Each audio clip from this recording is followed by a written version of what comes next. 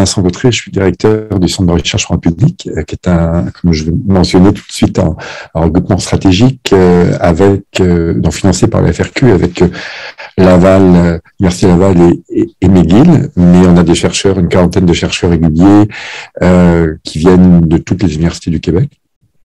Et notre thème de prédilection au CRDP, justement, c'est la justice et le changement. Et on commande donc un cycle de conférences qu'on a appelé les soirées de la justice, avec professeur Emmanuel Bernheim, dont je vais dire quelques mots et quelques bons mots dans quelques minutes. Mais juste avant ça, justement, et pour un peu continuer la discussion que nous avions informellement avec professeur Bernheim. Je voulais vous dire que cette conférence donc qu'Emmanuel va nous donner est la première d'une série de 7, donc sur les acteurs de justice. Et comme je le disais, la notion de justice, paradoxalement, ne trouve pas une place tout à fait précise dans les différentes catégories ordinairement mobilisées et consacrées par les sciences sociales. Et davantage, on fait face, avec cette notion de justice, à une indéfinition qui est d'autant plus étonnante, en fait, que dans la mesure où c'est une notion qui est une référence constamment mobilisée dans l'espace public, qui est très souvent revendiquée par la population notamment. Donc cette imprécision est de surcroît accentuée par une période qui est particulièrement propice aux changements sociaux, aux changements économiques, aux changements technologiques, pour ne citer que cela. Et donc, tant les professions traditionnelles que d'autres émergentes font face justement à des évolutions importantes. Alors, comme on le disait tout de suite, on veut tenter d'appréhender cette notion en s'intéressant aux acteurs, aux personnes en tant que telles, personnes ou institutions.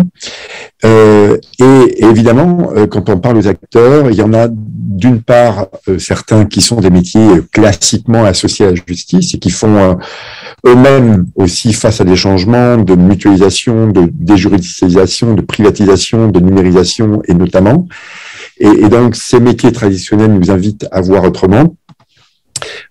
Plus généralement, même ces professions traditionnelles, comme les juges que nous avons aujourd'hui, mais également les avocats, les arbitres, les législateurs, sont amenés à être étudiés, aussi à être considérés autrement. Et dans le cadre de ce cycle-là, c'est aussi au regard d'objectifs renouvelés ou réidentifiés, et notamment au regard de cette revendication plus souvent affirmée de justice sociale. Et en second lieu, donc, outre ces acteurs traditionnels, il y en a des nouveaux qui voient le jour. On a évoqué les travailleurs sociaux, des lanceurs d'alerte, le fameux phénomène de dénonciation sur Facebook, notamment en matière d'abus sexuels, et des nouveaux acteurs donc qui interfèrent sans y avoir été initialement invités, donc à cette quête d'une plus grande justice et notamment d'une plus grande justice sociale. Alors, sans prioriser un modèle par rapport à l'autre, évidemment, c'est pas du tout l'objet de ce cycle.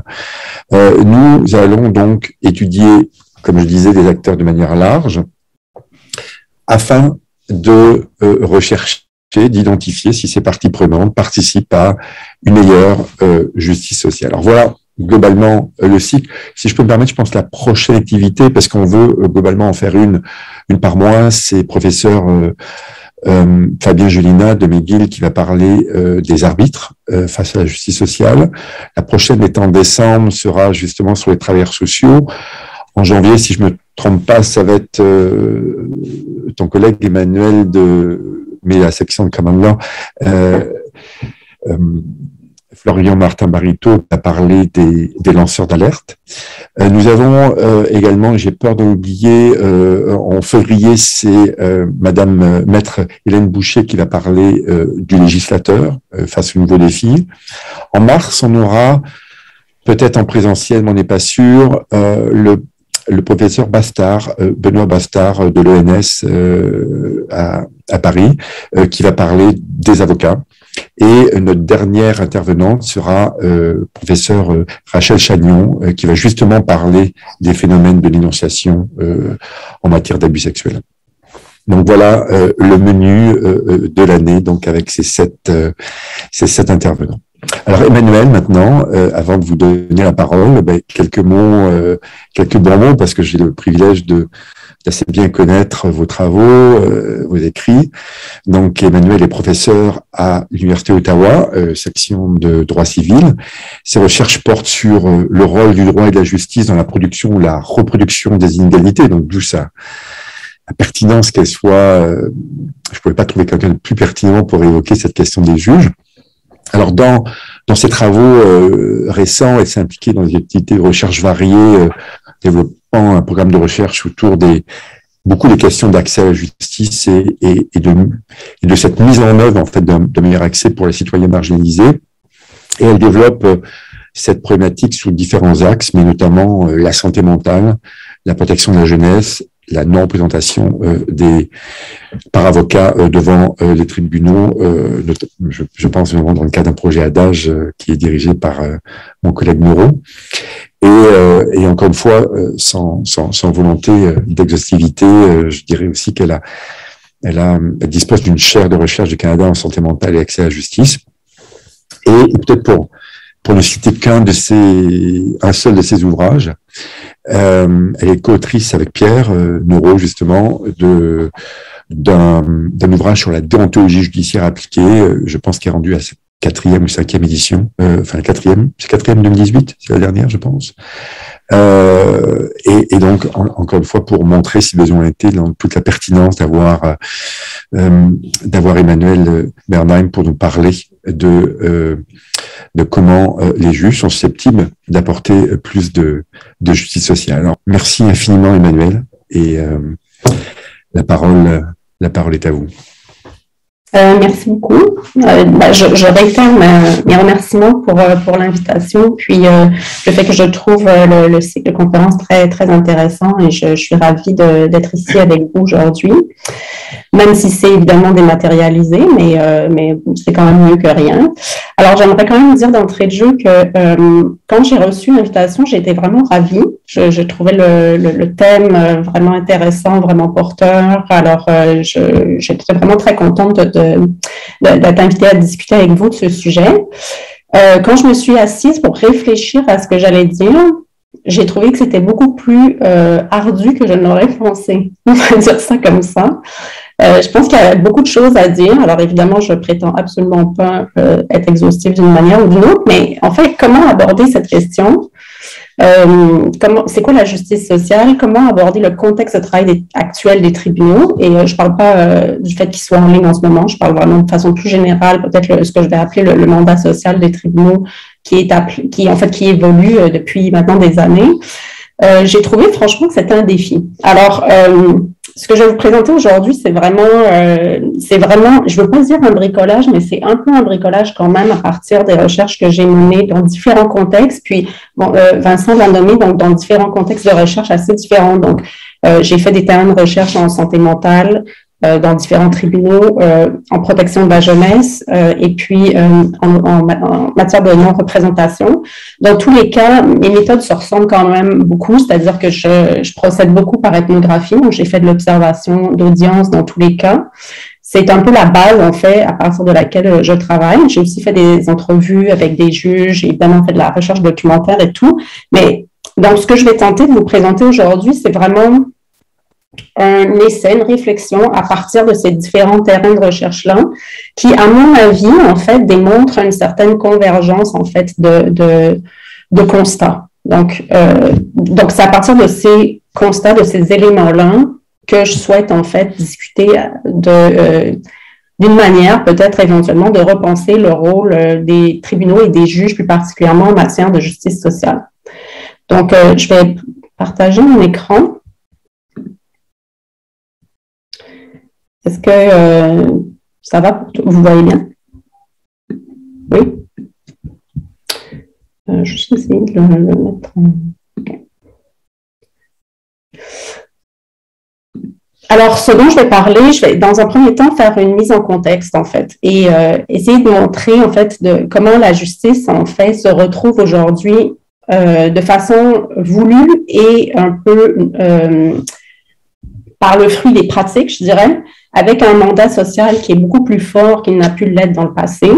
et qu'en même temps, et ça je vais passer là-dessus extrêmement vite, mais je pense que c'est quand même un élément dont il faut absolument tenir compte quand on a une réflexion sur le rôle des juges, la question de l'efficacité, la question de l'impératif d'efficacité en fait qu'on impose de plus en plus aux tribunaux et comment ça vient finalement modeler leur travail avec des conséquences très importantes sur le rôle qu'ils sont en mesure de jouer auprès des parties en fait.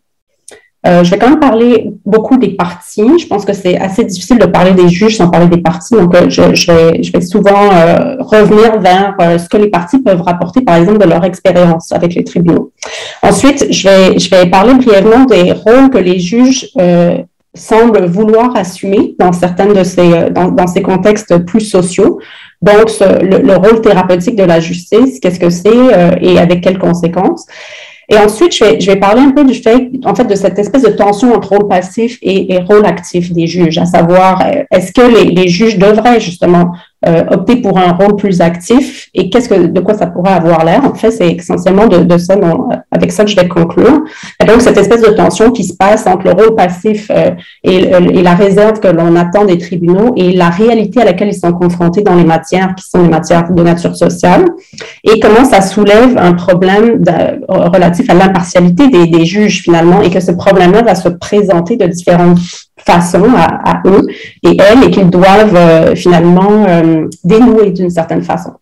Et je vais conclure avec donc un rôle à repenser en parlant brièvement quand même des attentes que les justiciables ont lorsqu'ils vont devant les tribunaux et donc des expériences qu'ils font également. Donc, ils ont des attentes, ils souhaitent, ils y vont pour une raison pas nécessairement choisie, mais ils y vont quand même pour une raison, ils souhaitent ils souhaitent que quelque chose va se passer dans cette expérience-là et donc ils vont faire des expériences de différentes natures. Et donc, je vais tenter de faire un tableau très, très général de ça. Et ensuite, je vais conclure sur la question de juges proactifs. Qu'est-ce que c'est des juges proactifs et comment est-ce que, notamment dans d'autres juridictions, des recherches montrent que certains juges ont commencé à opter pour ce rôle qui est davantage proactif. Donc, concernant le mandat social des tribunaux, donc évidemment, ça a été hyper documenté, donc ce n'est pas quelque chose dont je vais discuter beaucoup, mais c'est certain qu'avec la construction de l'État-providence, etc., notamment avec le développement du système de santé et services sociaux, on reconnaît de plus en plus de droits aux citoyens, etc., dans le rapport avec l'État, dans le rapport avec les professionnels, que ce soit des intervenants sociaux, ceux de la santé et autres.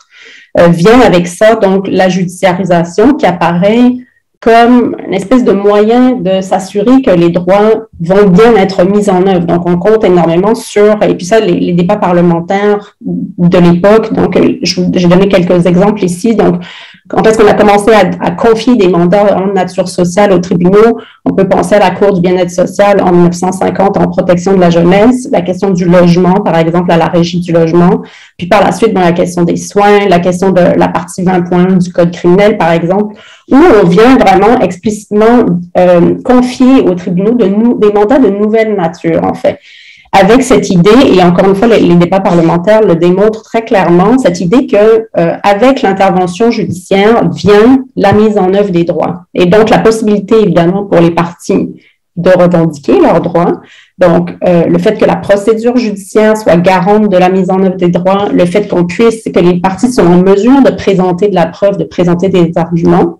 Et donc, que de cette manière-là, en confiant à un tiers qui est impartial, justement, qui n'est pas impliqué d'aucune façon dans ces litiges-là, on fait en sorte que, bon, on s'assure de cette mise en œuvre des droits, du fait que la décision qui sera prise sera juste jusqu'à un certain point. On transforme finalement ces questions qui étaient des enjeux de nature sociale, des enjeux de nature thérapeutique en questions de droit. Et donc, cette question de droit, il est naturel qu'elle soit tranchée par des juristes, par les tribunaux. On a aussi en tête assez clairement, si on regarde toujours la nature des débats judiciaires, que la judiciarisation doit rester une exception. C'est-à-dire que, par exemple, dans la loi sur la protection de la jeunesse, ça va être dit explicitement que c'est vraiment en dernier recours qu'on doit judiciariser un dossier. Dans d'autres matières, c'est pas nécessairement dit de cette manière-là, c'est pas nécessairement explicite, mais on se rend bien compte dans les débats qu'on pense qu'à cette époque-là, que la judiciarisation, ça va rester une exception. Et donc, les litiges vont être réglés en amont de toutes sortes de façons ou n'existeront pas parce que il va y avoir, par exemple, d'autres manières d'intervenir auprès des justiciables. Et donc, c'est vraiment dans la mesure où ces situations ne pourraient pas fonctionner, où on n'est pas capable de dénouer dans le quotidien, par exemple, de la pratique, que ce soit dans les organisations de l'État, que ce soit dans le rapport avec un médecin, un pour un, etc., qu'on n'est pas en mesure de dénouer ces situations-là, qu'on va recourir aux tribunaux. Donc, il n'est pas question d'en faire quelque chose qui changerait le mandat judiciaire le transformerait de façon profonde. Ce sont des nouveaux mandats qu'on leur confie sans avoir une réflexion structurelle sur ce que ça va avoir comme effet sur la pratique judiciaire. Or, dans les faits, la pratique judiciaire s'est beaucoup transformée à la suite de ces nouveaux mandats-là. On parle beaucoup du décrochage judiciaire. Donc, à partir des années 70, milieu des années 70, on note que les tribunaux civils sont désertés par les justiciables, etc. Et donc, on s'en inquiète, on dit que ça nous parle, ça nous dit quelque chose sur la justice, sur l'idée que les gens se font de la justice, sur l'accessibilité de cette justice. Mais on parle très peu en contrepartie du fait que la judiciarisation de la pauvreté est en pleine explosion au Québec. Et donc, qu'est-ce que ça veut dire? Ça veut dire qu'en réalité, il y a un nombre assez important de dossiers qui se retrouvent devant les tribunaux. C'est seulement que c'est des dossiers de nature différente. Ce qu'il faut noter aussi, c'est qu'on passe de cette idée d'un droit choisi, donc de justiciables qui vont aller saisir la Cour pour régler leur litige, à réellement un droit subi, c'est-à-dire que dans ces matières-là, les personnes ne choisissent pas de venir dans les tribunaux, elles y sont amenées. Et donc, c'est quand même un contexte assez différent de rapport au droit, je dirais, et de rapport à l'institution judiciaire aussi pour les justiciables eux-mêmes. Autre élément très important, c'est que lorsqu'on parle de judiciarisation de la pauvreté, on parle donc de personnes qui ont peu de moyens pour préparer leur dossier. Je vais revenir là-dessus très brièvement, mais c'est certain que cette idée que les gens sont peu préparés, que les gens arrivent, dans certains cas, ça va être des requêtes urgentes en plus, on pense à la protection de la jeunesse ou aux requêtes en santé mentale, donc vraiment des dossiers peu préparés, des gens qui arrivent avec peu de moyens. Pauvreté veut souvent dire aussi pauvreté socio-économique, donc pauvreté aussi culturelle, donc des gens qui arrivent peut-être avec un bagage qui est assez différent, qui présentent leur dossier, leur histoire d'une certaine façon et qui ne cadrent absolument pas, je dirais, dans les attentes qu'on peut avoir dans le système judiciaire. Donc ça c'est déjà un changement qui est très important et qu'on note très peu. Donc l'activité judiciaire, peut-être qu'elle est de moins en moins importante dans certains contextes, mais elle l'est de plus en plus dans d'autres. On constate aussi que cette évolution de l'activité judiciaire, elle est corollaire aux coupures dans les services de santé et services sociaux. Et donc, il y a cette tendance à penser que les tribunaux deviennent une sorte de porte d'entrée dans les services. Et donc, on entend ça de plus en plus. Donc, les tribunaux deviennent presque instrumentaux dans ce cas-là, dans la mesure où les personnes refusent des soins, les personnes ne veulent pas accéder à certains services ou ne peuvent pas y accéder parce qu'ils sont difficilement accessibles. Et donc, en passant par les tribunaux, on va soit les forcer à accepter ces services-là, soit on va pouvoir obtenir éventuellement plus facilement des services pour elles. Et donc, à ce moment-là, c'est quoi le rôle de la justice? C'est quoi le rôle des juges? Est-ce que c'est vraiment de trancher un débat juridique comme tel ou c'est de s'assurer que ces personnes-là qui sont finalement dans des situations socio-économiques difficiles puissent avoir accès à certains services auxquels ils devraient pouvoir accéder sans passer par la justice, a priori? Donc, on se rend compte, par exemple, qu'en matière de protection de la jeunesse, donc, il y a une judiciarisation assez importante des dossiers qui ne correspondent pas du tout à une augmentation qu'il y aurait eu dans les signalements. Donc, on parle de 39 à 54% des dossiers judiciarisés entre 1994 et 2007. A priori, ça a continué d'augmenter depuis. Je n'ai pas de chiffres pour le démontrer. Même chose par rapport aux accusations de nature criminelle, où on va dire, si une personne se retrouve, par exemple, accusée, même si ce sont des faits qui sont des faits peu graves, et que cette personne-là se retrouve, par exemple, non responsable criminellement, reconnue non responsable criminellement pour ces faits-là, ça va devenir plus facile, finalement, de l'inciter à accéder aux soins et aux services en santé mentale, des soins que la personne ne souhaite peut-être pas avoir. Et là, j'en profite pour faire une petite parenthèse pour dire que toute la littérature, en fait, par exemple, en santé mentale, démontre que les personnes sont assez peu consultées sur les soins et services qu'elles aimeraient avoir. Et donc il y a une hypothèse qui dit que les soins et services sont éventuellement correspondent pas aux besoins, aux souhaits des personnes concernées. C'est une des raisons pour lesquelles elles ne souhaitent donc pas y accéder, elles ne veulent pas ces soins, elles les refusent. Et donc, passer par le tribunal pourrait faire en sorte, exercer une forme de pression, si on veut, sur elles, pour les amener à accepter ces services-là, sans avoir à remettre en question de façon plus importante la nature des services qu'on leur offre. Et donc, on voit que le tribunal se trouve de différentes façons instrumentalisé à d'autres fins que le débat juridique en lui-même. Il devient presque un prétexte, ce débat juridique-là. Simplement pour vous montrer très rapidement donc l'augmentation de la judiciarisation dans ces matières-là depuis les années 90. Bon, là, c'est les chiffres qui sont publics là, que je vous montre ici. Donc, vous pouvez constater que le nombre de dossiers, que ce soit devant la Cour du Québec pour les gardes en établissement, c'est la Chambre civile, l'autorisation de soins, c'est la Cour supérieure. Donc là, on parle garde en établissement pour les personnes qui ne sauraient pas, là, c'est l'internement psychiatrique. L'autorisation de soins, c'est la procédure permettant de soigner les personnes contre leur gré. La commission d'examen, c'est le tribunal administratif qui fait le suivi des personnes non responsables criminellement et la protection de la jeunesse. Donc là, c'est les dossiers seulement de protection devant la Chambre de la jeunesse. Donc, comme vous pouvez le constater, le nombre de dossiers est en pleine explosion. Donc, on parle en même temps de ce décrochage judiciaire et puis en même temps, les tribunaux sont débordés par ces causes-là, qui leur prennent beaucoup de temps et qui font en sorte qu'ils doivent réorganiser constamment leurs services pour être capables d'entendre l'ensemble des dossiers qui arrivent devant eux. Autre phénomène qu'on constate en matière de judiciarisation de la pauvreté qui se passe en parallèle de celui dont je viens de parler, c'est vraiment l'usage de plusieurs corpus législatifs et réglementaires à l'encontre de certains groupes sociaux qui vont se retrouver à ce moment-là judiciarisés de la même façon que ce que je viens de discuter, par exemple. Ici, c'est un exemple, c'est donc les conseils d'infraction qui sont mis à Montréal aux personnes en situation d'itinérance en vertu des règlements municipaux, des règlements de la STM et puis de certaines lois provinciales. Donc là aussi, comme vous pouvez le voir, une explosion donc des nombres de constats, ça veut dire aussi une explosion des nombres de dossiers qui vont se retrouver devant la cour municipale. Ce qu'il faut noter aussi, c'est que c'est ces mêmes personnes-là qui vont être aussi devant la Cour du Québec pour une garde en établissement, devant la Cour supérieure pour l'autorisation de soins, etc. Donc, une explosion des dossiers ne veut pas nécessairement dire une multiplication du nombre de personnes concernées. Donc, c'est beaucoup les mêmes personnes qui vont se retrouver devant différentes instances judiciaires à faire face à différentes procédures et à la fin aussi avec différentes ordonnances qui vont leur imposer un ensemble de conditions, bien souvent, qui vont leur imposer de traitements, etc., et avec lesquelles elles devront composer, donc des ordonnances multiples avec lesquelles il va falloir finalement organiser sa vie.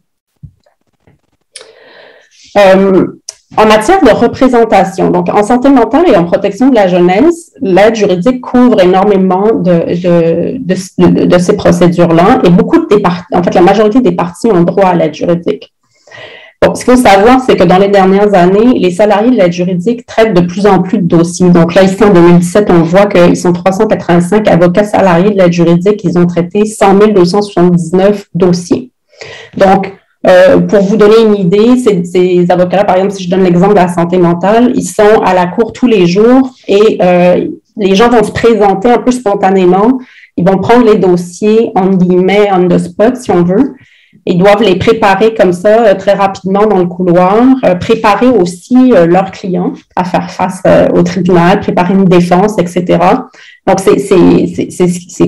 disons, et j'en mets absolument pas en question ici la qualité des avocats qui travaillent là, mais leurs conditions de travail font en sorte, évidemment, que c'est assez difficile pour eux de présenter des dossiers qui vont être bien ficelés devant le tribunal et aussi de préparer les personnes à faire face au tribunal. Parce que pour les personnes, évidemment, je reviendrai là-dessus, c'est extrêmement anxiogène, c'est extrêmement difficile.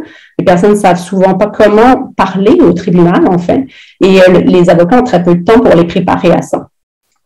Il faut noter aussi qu'il y a de moins en moins d'avocats qui vont accepter des mandats privés d'aide juridique parce que les conditions sont trop difficiles, parce que c'est très mal payé.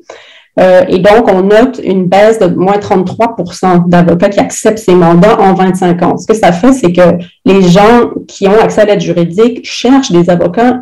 Souvent, quelquefois, ils n'en trouvent pas. Donc, ça fait en sorte que les avocats qui acceptent ces mandats sont débordés, composent avec des situations assez difficiles, ont par exemple aussi beaucoup de difficultés à obtenir des expertises parce que la Commission des services juridiques paye des tarifs qui sont tellement faibles que c'est très difficile d'avoir accès à des experts.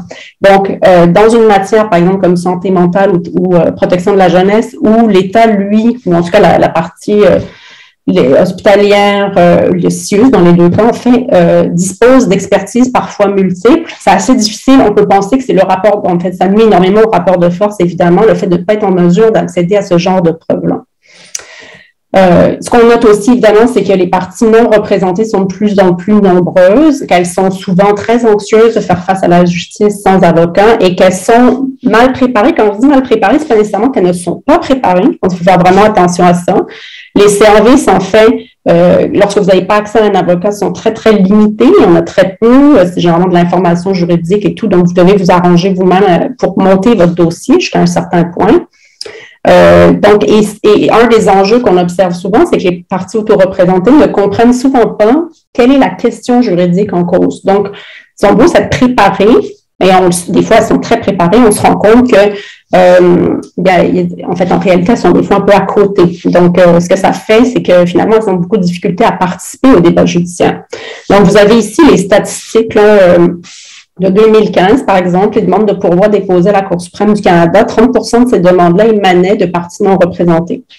En matière civile, on dit que 55% des parties sont non représentées. Bon, certains remettent en question ces chiffres qui sont ceux du ministère de la Justice, donc je ne pourrais pas dire là, vraiment sur quoi ils sont fondés, mais en fait, ce que tous les acteurs judiciaires disent quand même, c'est qu'il y a une augmentation importante. Devant le tribunal administratif du logement, c'est 85% et à la division des affaires sociales du TAC, c'est 50%. Donc, le nombre de personnes autoreprésentées sont très importantes devant une variété de tribunaux. J'en arrive donc à la question de l'efficacité attendue de ces tribunaux-là. Donc, on se rend compte, et c'est noté et documenté énormément dans d'autres juridictions, comment, en fait, on est en train de mettre en place vraiment, depuis des années maintenant, toute une nouvelle gestion de la justice qui est vraiment axée sur la performance.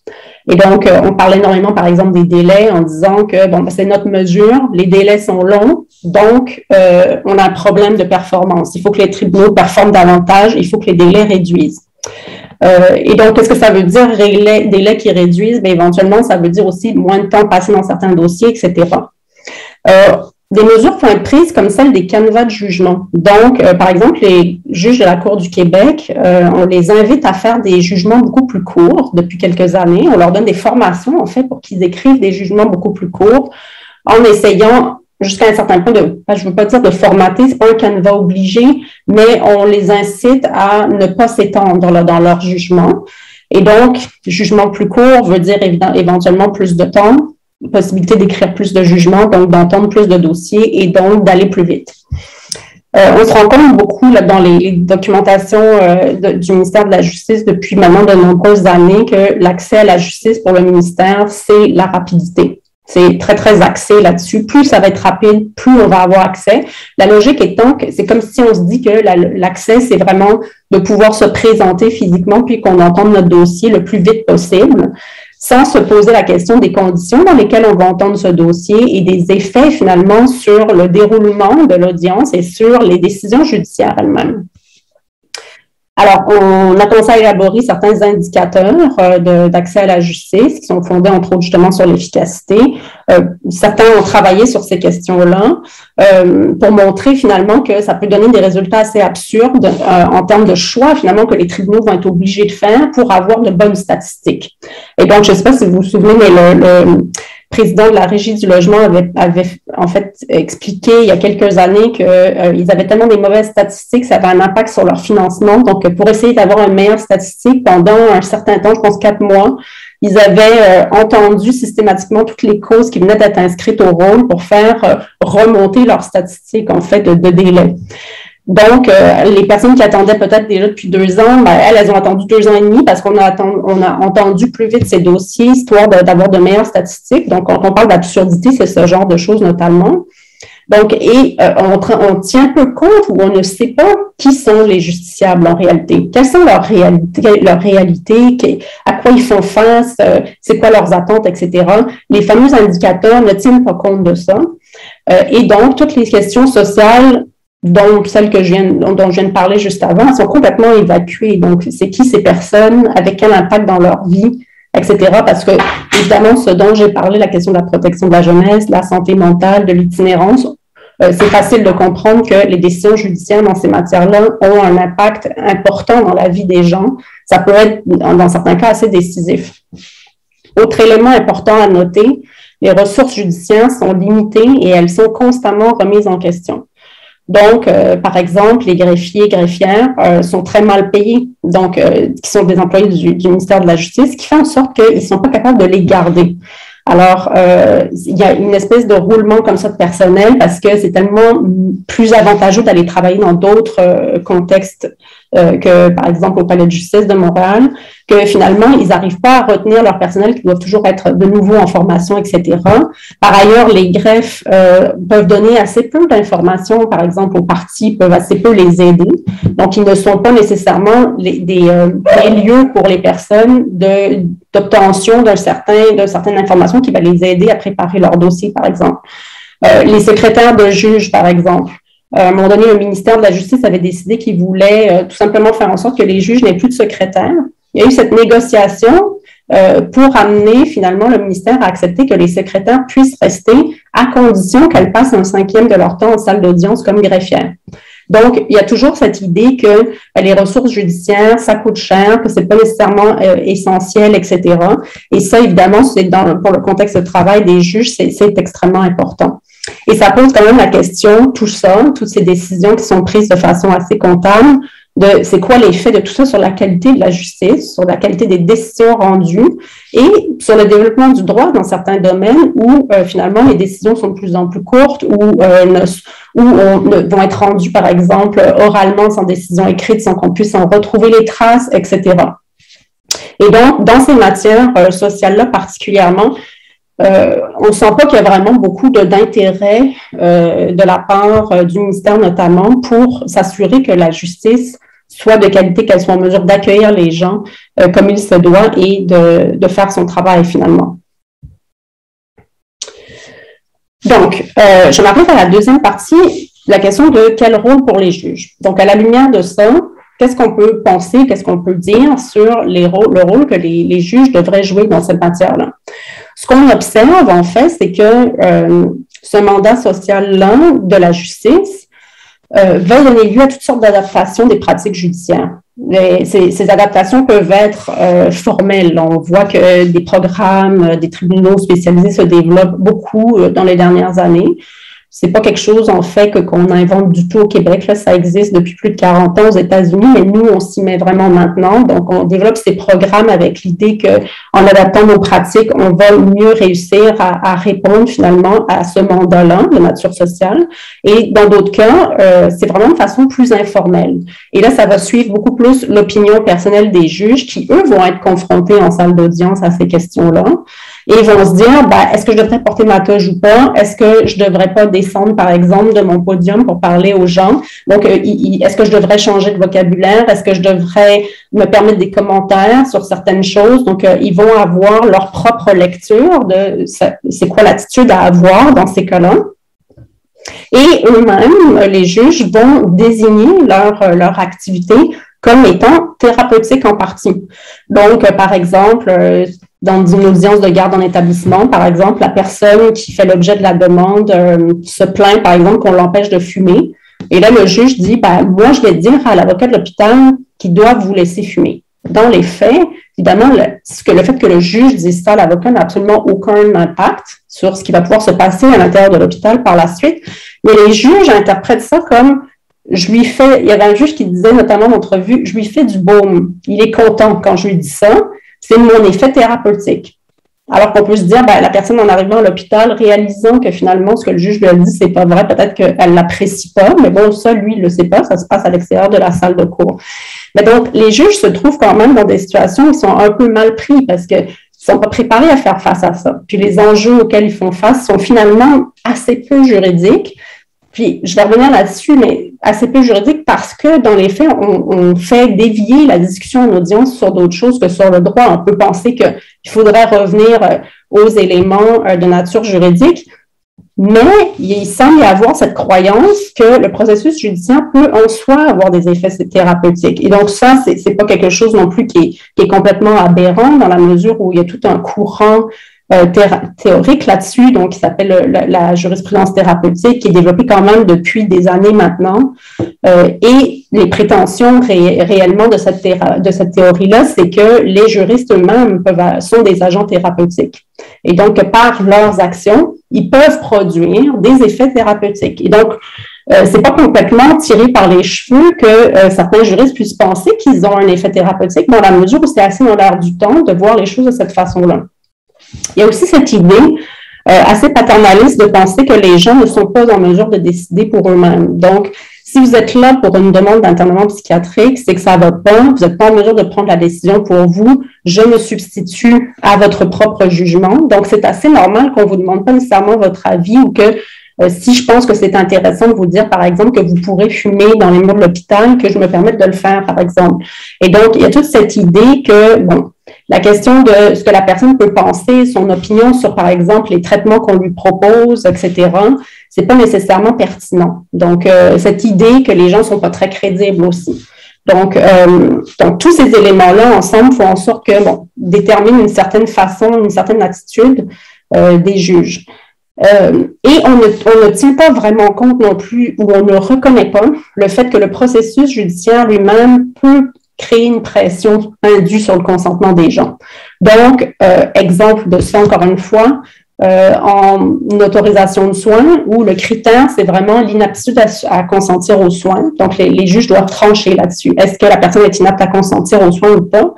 La stratégie de plusieurs juges, c'est d'essayer d'obtenir le consentement de la personne et ils vont dire, je vais entériner votre consentement. Donc, ils vont essayer d'amener les parties à s'entendre. Donc, ils reconnaissent d'une part que la personne est inapte à consentir, d'autre part, ils disent qu'ils entérinent son consentement. Donc, ne réalisent pas nécessairement que la personne en salle d'audience, évidemment, elle sent une réelle pression d'être là.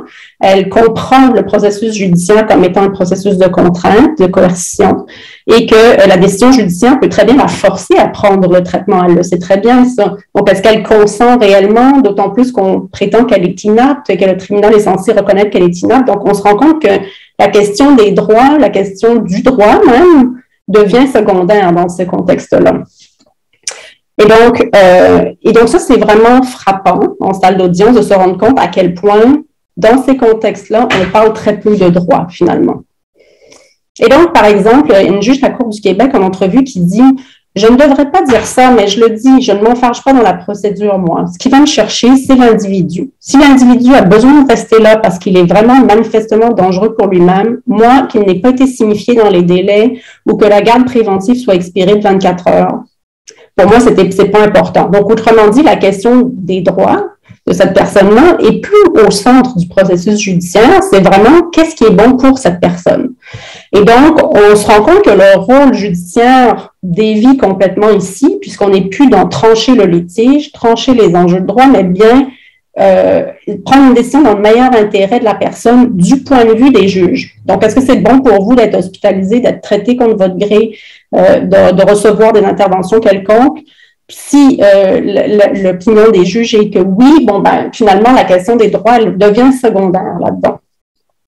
Intervention assez récurrente dans ces matières-là, donc les juges qui disent « Maître, parlez-moi des faits ». Donc, quand les avocats veulent amener des arguments juridiques et expliquer, en fait, comment, par exemple, dans certains cas, il y a carrément des vices de procédure assez importants dans certains contextes, on va dire, non, parlez-moi des faits. Ici, on ne parle pas du droit. Je connais le droit, je n'ai pas besoin qu'on m'en parle. Donc, il ne va pas y avoir de plaidoirie axée sur les droits, etc., ou sur le droit même, puisqu'on va parler beaucoup plus de la situation dans laquelle cette personne est, qui est une situation difficile, son logement est insalubre, etc. Elle a des problèmes avec son voisinage, elle consomme, etc. Donc, c'est de ça qu'on va parler beaucoup plus que l'enjeu juridique au cœur de ce litige-là. Se pose aussi la question de jusqu'où les juges devraient aller dans le fait qu'ils soient actifs ou passifs. Donc, évidemment, notre système est entièrement fondé sur le fait que les parties vont présenter de la preuve, des arguments, et le fait que les juges soient réservés et ensuite vont trancher. Donc, ici, on se rend bien compte que le rôle des avocats est central.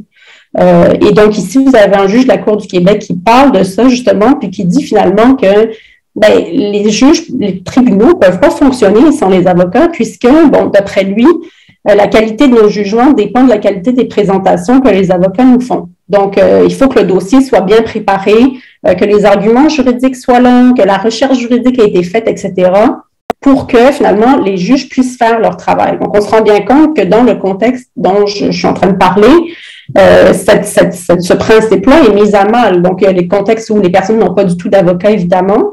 Puis, il y a des contextes où les personnes ont des avocats, mais ce sont des avocats qui travaillent dans un contexte de surcharge de travail tellement important. Ils ne sont pas nécessairement en mesure d'avoir préparé, comme on le voudrait, les dossiers, d'avoir des arguments, d'avoir un cahier des autorités et compagnie. Donc, ils arrivent bien souvent comme ça avec peu de choses. Et donc, ça a un impact très, très important sur la possibilité du tribunal de rester dans son rôle passif, puisque les avocats, même quand ils sont présents, ont finalement souvent eux-mêmes très peu d'informations sur le dossier parce que les choses se passent vite, les choses se passent dans l'urgence, qu'ils viennent de rencontrer leurs clients ou dans certains cas ils ne peuvent pas le rencontrer d'avance pour toutes sortes de raisons qui n'appartiennent pas nécessairement au contexte de la procédure, mais parfois à leurs clients. Par exemple, en protection de la jeunesse, les avocats vont parler du fait que leurs clients sont difficiles à joindre. Donc, il y a un déséquilibre des forces entre les parties qui est assez important, qui est évident, et les juges ne peuvent pas rester dans leur réserve dans ce contexte-là, puisqu'ils doivent, jusqu'à un certain point, s'assurer que les personnes vont pouvoir faire valoir leur point de vue, etc. Donc, ce que je viens de dire, je m'excuse, j'ai un peu de bruit chez moi, je ne sais pas si vous m'entendez. Donc, j'ai parlé déjà de ça, le fait que les avocats sont débordés, que souvent ils n'ont pas de témoins, parce que comme ils n'ont pas pu se préparer d'avance, ils viennent là comme ça, ils n'ont pas de témoins, ni des témoins ordinaires, ni encore moins des témoins experts. Évidemment, une partie, elle, a des témoins qui sont aussi des joueurs répétitifs du monde judiciaire. Donc, des personnes qui savent comment parler à la cour, des personnes qui sont préparées pour y aller. Puis de l'autre côté, vous avez une personne qui, elle, ne l'est pas, qui ne sait pas trop comment présenter les choses et qui, dans certains cas, va même aller jusqu'à dire des choses qui lui sont préjudiciables sans s'en rendre compte. Donc, évidemment, vous avez les parties non représentées, mais vous avez aussi des parties absentes. Et dans ce cas-là, quel est le rôle du juge? Donc, à Montréal, par exemple, en matière de garde en établissement, c'est le 2/3 des personnes qui font l'objet d'une demande, donc défendeurs, qui sont absents à leur audience.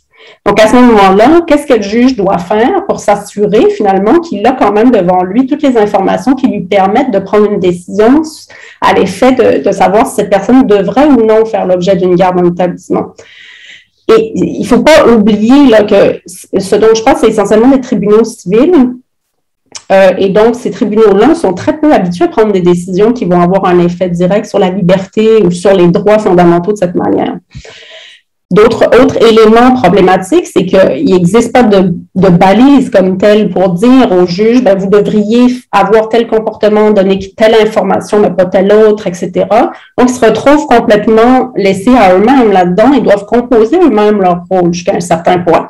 Et là, se pose évidemment la question de l'information et du conseil juridique. Donc, quand est-ce qu'on va, en voulant donner de l'information, par exemple, à une partie, transgresser, je dirais, la limite et donner un certain conseil qu'on ne devrait pas donner. Donc, il y a cette histoire, par exemple, qu'un juge de la Cour du Québec me racontait en entrevue. Donc, il parlait d'un défendeur qui était non représenté. Et bon, ce qu'il me disait, c'est qu'il était incapable de comprendre qu'il devait produire un document qui s'appelle une réponse pour signifier finalement à la Cour puis à l'autre partie qu'il voulait il contestait finalement la requête en matière civile. Et ce que le juge disait, c'est qu'il savait en fait que cette personne-là s'était présentée à plusieurs audiences, qu'elle avait manifesté, qu'elle avait dit verbalement au juge qu'elle voulait contester, mais qu'elle ne comprenait pas qu'elle devait remplir ce formulaire et qu'en plus, il y a des frais associés au formulaire. Et que lui se posait la question si cette personne était en mesure d'assumer ses frais, c'est quelque chose qu'il ne savait pas. Mais il disait, en fait, on était proche du délai, donc cette personne-là, si elle ne produisait pas le formulaire, ben, elle allait être finalement condamnée par défaut. Donc, ce qu'il a décidé de faire, c'est convoquer les parties à une conférence de gestion. Puis, il a lui-même joint le formulaire rempli avec les informations de cette personne-là, puis en cochant le fait que cette personne voulait contester. Donc, à la convocation à cette conférence de gestion. Mais il rapportait se sentir extrêmement mal à l'aise par rapport à ça. Puis, il disait donc, si je le fais pas, je sais que cette personne-là va se retrouver condamnée par défaut. Mais il se demandait, est-ce que j'ai le droit de remplir ça pour lui? Est-ce que c'est un conseil juridique de remplir le formulaire pour cette personne, alors que, bon, elle a quand même manifesté, on connaît sa volonté, mais on lui a aussi dit qu'elle devait remplir le formulaire, puis elle l'a pas fait. Donc, lui, il disait, mais en fait, ce que j'ai fait, c'est très banal. Qu'est-ce que j'ai fait? Je remplis le nom des parties, son adresse pour fin de signification. J'ai confirmé ce qui est déjà dit à plusieurs juges. J'ai l'intention de contester la cause. Mais il se posait la question, est-ce que j'outrepasse finalement mon rôle en faisant ce genre de choses? Est-ce que finalement, je donne des conseils et j'agis finalement un peu comme l'avocat de cette personne devrait le faire? Et donc, je trouve que c'est assez parlant, ce cas-là, pour montrer comment, finalement, il n'y a pas de balise et que les juges doivent eux-mêmes composer avec vraiment des situations qui se présentent à eux de cette manière-là et à laquelle ils doivent réagir par eux-mêmes. Là, ce qu'on voit ici, c'est qu'il y a quand même beaucoup de juges qui ont entendu cette personne-là et qui n'ont pas fait cette démarche. Et donc, c'est parce qu'il est tombé sur ce juge particulier qui a cette sensibilité-là, qui a décidé de remplir le formulaire pour lui, qui n'a pas été condamné par défaut. Donc, ça montre quand même le potentiel de ces situations qui font en sorte que certaines parties pourraient se retrouver franchement désavantagées, sans même comprendre, en fait, pourquoi ils se retrouvent dans cette situation-là.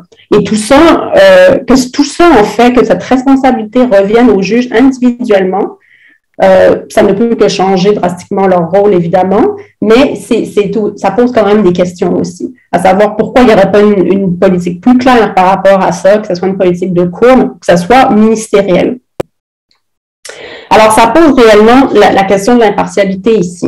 Donc, ce qui est beaucoup discuté, puis ce qu'on voit notamment devant la Cour d'appel en lien avec ces questions-là, le fait que, par exemple, des juges aient donné trop d'informations à certaines personnes, ou aient eu un certain comportement à l'égard de certaines parties concernant des questions, des matières sociales, je dirais.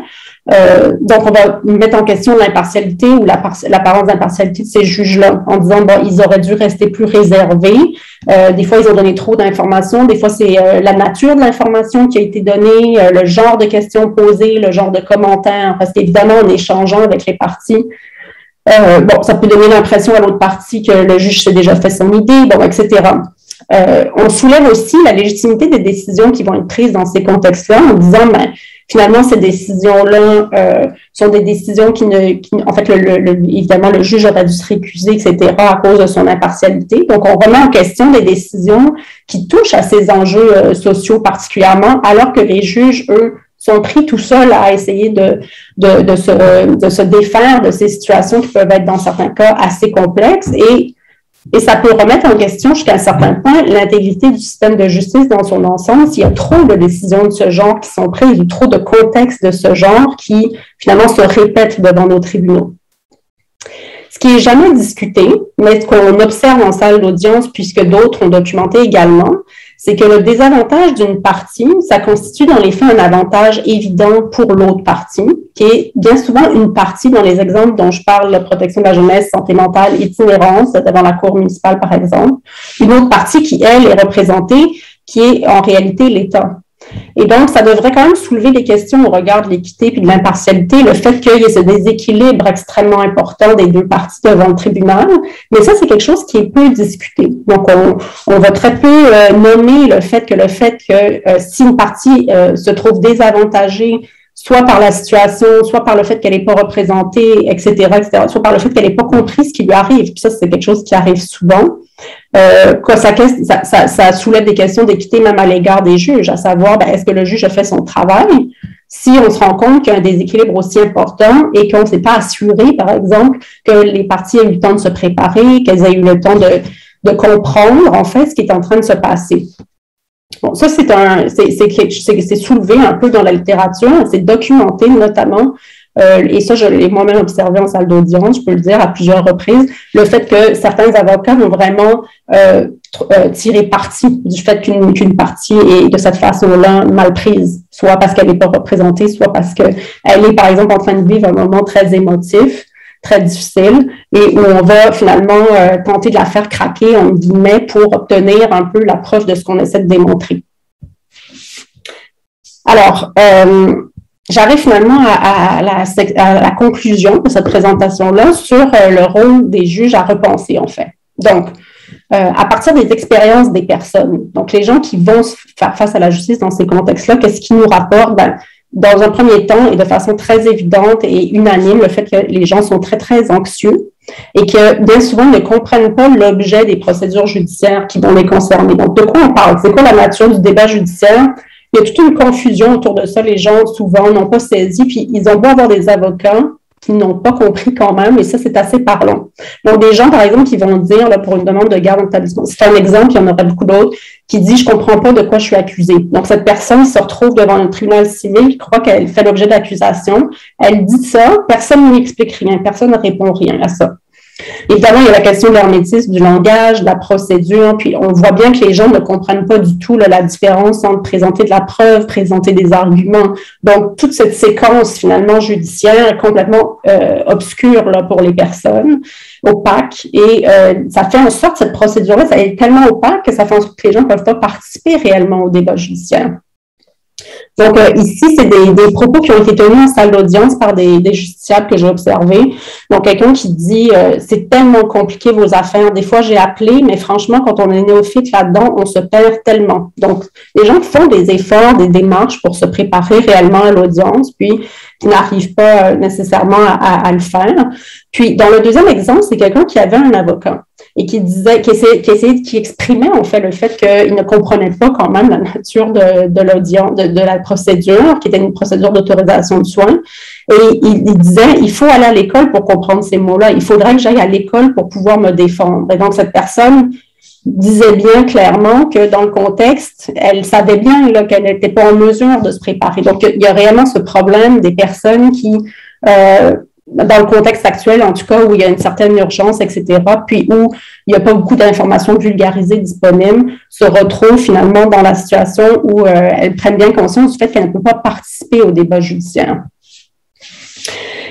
Je trouve intéressant la position du Conseil de la magistrature de Californie, en fait, au sujet vraiment de cette question-là.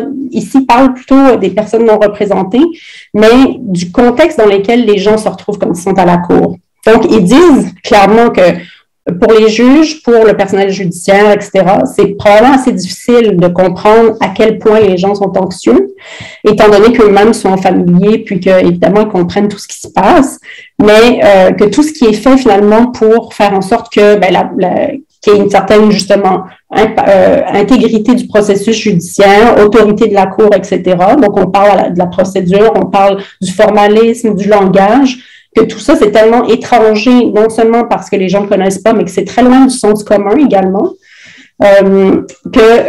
évidemment, ça génère énormément d'anxiété et que, évidemment, il faut tenir compte du fait que ces audiences judiciaires-là ont un impact réel et important dans la vie des gens. Et bien souvent, parce qu'on a beaucoup de dossiers, là, j'en ai parlé, donc il y a une augmentation incroyable du nombre de dossiers, c'est un peu à la chaîne que c'est fait. On vient peut-être à perdre un peu de vue le fait que ces dossiers-là sont peut-être pas juridiquement enlevants, importants, c'est pas des débats judiciaires intéressants, mais que par ailleurs, ça a un impact très important sur la vie des personnes concernées. Donc, c'est ce que j'essayais de dire ici lorsque je disais que ça implique des enjeux qui sont très sensibles, peu importe ce qu'ils vont être. Donc, les gens vont dire, j'ai beaucoup d'émotions à gérer, donc ils vont avoir beaucoup de difficultés à vivre cette audience-là. Et je pense qu'il faut faire la différence entre un petit dossier, donc souvent on va entendre ça, c'est des petits dossiers. On entend ça par exemple par rapport aux petites créances. C'est un petit dossier, c'est rien, juridiquement, c'est pas intéressant, c'est pas beaucoup d'argent. Mais derrière ça, il y a une histoire personnelle qu'on ne connaît pas. Et dans certains cas, cette histoire-là, ça envahit complètement la vie de ces personnes-là. Ce qu'il faut noter aussi, c'est que les gens ont souvent un sentiment d'injustice lié à la situation, pas au débat juridique, mais à la situation qu'ils vivent.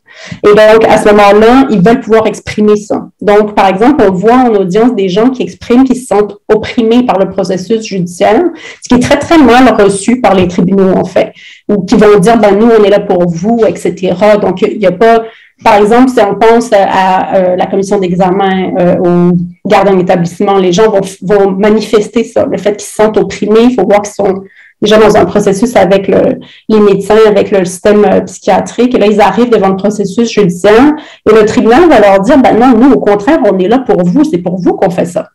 Mais la personne, elle n'avait pas choisi d'être là. Donc, on ne tient pas compte du fait qu'elle subit ce processus, cette personne-là, puis que le processus judiciaire, parce que symboliquement, c'est toute une charge aussi, c'est très contraignant. Finalement, la personne est bien consciente que la décision va lui être imposée. On fait un peu fi de ça pour dire, ben non, on est là, c'est un petit peu comme si on était en relation d'aide, mais au bout du compte, on va avoir une ordonnance quand même. T'sais.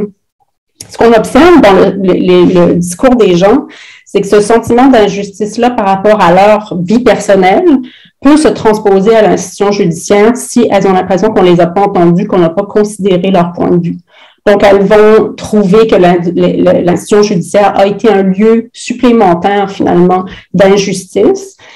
Et c'est pas parce qu'elles n'ont pas gagné. Ça, les gens le disent très clairement. Je m'attends pas nécessairement à gagner. J'ai pas besoin de gagner tant que j'ai compris la décision. Ce qui les dérange beaucoup plus, c'est le fait que on n'a pas considéré leur point de vue. Elles n'ont pas l'impression d'avoir été entendues. Alors, j'en arrive finalement à la question des juges qui pourraient être proactifs ou qu'est-ce que c'est des juges proactifs? Et il y en a. Donc, ça, on trouve ça quand même dans la littérature également. Donc, passer d'une logique d'impartialité formelle à une impartialité réelle, soit le fait de reconnaître que si on traite identiquement toutes les parties, ça va engendrer des inégalités. Mais ça, la Cour suprême l'a reconnu à plusieurs reprises en parlant notamment d'égalité matérielle, en fait, d'interprétation du droit à l'égalité. Et donc, de transposer ça dans la posture que les juges eux-mêmes devraient avoir dans ces contextes de justice-là, ça permet d'anticiper le fait que il faudrait peut-être avoir un comportement différent suivant les contextes dans lesquels on se trouve. Les juges anglais, dans une recherche, ont rapporté, eux, avoir changé complètement leur vision d'eux-mêmes, en guillemets, en passant d'arbitre neutre, donc complètement réservé et passif, je dirais, à défenseur neutre. Donc, eux utilisent le terme advocacy. Et donc, la manière dont ils expliquent, en fait, cette différente posture-là, c'est vraiment le fait de tenter de créer des conditions favorables à la participation au processus judiciaire des personnes. Donc, le fait de pas simplement s'attendre à ce que les gens viennent avec tout ce qu'il faut pour prendre la décision, mais vraiment créer des conditions, être actif pour créer ces conditions-là, ça peut vouloir dire toutes sortes de choses, tout dépendant des situations, et s'assurer finalement que les personnes ont pu exprimer leur point de vue, même s'il n'est pas exprimé dans la forme qu'on aurait voulu, que ça a quand même pu se faire, s'exprimer et qu'on pourra en tenir compte par la suite. Donc, avoir cette posture-là en faveur des droits des parties défavorisées par le processus judiciaire, ce qui ne veut pas dire être en faveur de cette partie, mais être en faveur du fait que cette partie puisse exprimer ses droits, qu'on reconnaisse qu'elle en est et qu'elle puisse les exprimer. Et d'après cette littérature-là, et notamment d'après le Conseil judiciaire de la Californie, cette posture ne met pas du tout en cause l'impartialité du tribunal ni ses obligations déontologiques, puisqu'au contraire, ça sert à se prémunir contre les décisions qui seraient mal fondées. Ça, c'est quelque chose dont j'ai pas parlé, mais bien évidemment, lorsqu'on est dans ce contexte judiciaire-là d'urgence, où les dossiers sont pas nécessairement bien préparés, etc., ce dont on se rend compte, c'est que les décisions judiciaires, finalement, vont être fondées sur des dossiers qui vont être incomplets. Et donc, le Conseil judiciaire de la Californie invite les juges réellement à se montrer actifs pour aller chercher ces informations-là, pour leur permettre de prendre des décisions avec l'ensemble des informations nécessaires. Ce que moi, j'ai observé en salle d'audience, c'est qu'il y a quand même des juges qui font preuve de beaucoup de proactivité, je dirais. C'est donc des juges qui vont, dès le début de l'audience, vont ouvrir cette audience-là en donnant une information complète et vulgarisée dès le début. Donc, ils ne vont pas attendre finalement de se rendre compte qu'il y a quelque chose qui ne fonctionne pas, que la personne manifeste qu'elle n'a pas compris et qu'elle pose des questions, etc. Ils vont donner toute cette information-là, donc sur les fondements juridiques du recours, sur le déroulement de l'audience, sur la différence entre un débat judiciaire, une discussion, c'est quoi la preuve, etc. C'est quoi le délibéré, donc le processus judiciaire lui-même, comment est-ce que les juges prennent leurs décisions et sur le fait que la décision va être fondée sur le droit. Donc, la personne a bien compris finalement les fondements de cette décision-là et qu'elle puisse finalement, elle aussi, suivre ce débat-là jusqu'à un certain point, même si elle n'a pas la participation qu'on voudrait qu'elle ait ou qu'elle pourrait avoir ou que les parties auraient dans d'autres contextes judiciaires. Et finalement, donc toujours sur les juges proactifs, ce que j'ai observé toujours, donc c'est que certains juges posent beaucoup de questions, peu importe la présence d'avocats ou pas, ils vont vouloir aller au fond des choses puis avoir l'ensemble de l'information. Donc, peut-être opter pour un processus qui est moins accusatoire et qui tendrait plus vers l'inquisitoire, donc qui permet au juge finalement d'aller chercher lui-même, puis avoir la charge jusqu'à un certain point, la responsabilité d'aller chercher l'information nécessaire pour pouvoir prendre la décision, qui vont donner des explications, dans certains cas par exemple, qui vont expliquer de façon vulgarisée les positions de chacune des parties, qui vont traduire au besoin également. Ça, on se rend compte beaucoup que les parties, notamment anglophones, dans certains cas, on va procéder en français sans rien traduire ou expliquer. Ça se produit quand même relativement régulièrement et qui veut montrer une certaine empathie parce qu'évidemment, dans ces contextes-là, les personnes vont souvent exprimer en fait leur stress, leur colère, leur incompréhension, leur tristesse, etc. Et certains juges, avec leur attitude plus empathique, réussissent à désamorcer ça pendant l'audience plutôt que de laisser perdurer ou se dégrader une situation de ce genre. Et pour les personnes qui sont non représentées particulièrement, un certain assouplissement de la procédure, une ouverture, en fait, à permettre, par exemple, la présentation de certains documents à des moments où ça n'aurait pas dû se faire, par exemple, ce genre de choses, et même agir en pacificateur entre l'avocat qui représente l'État dans les dossiers dont j'ai parlé, et les personnes lorsque ça se présente, puisque, comme je le disais, dans certains cas, les avocats eux-mêmes vont avoir une attitude assez confrontationnelle qui vont compliquer, à mon avis, beaucoup le rôle judiciaire dans ces matières-là.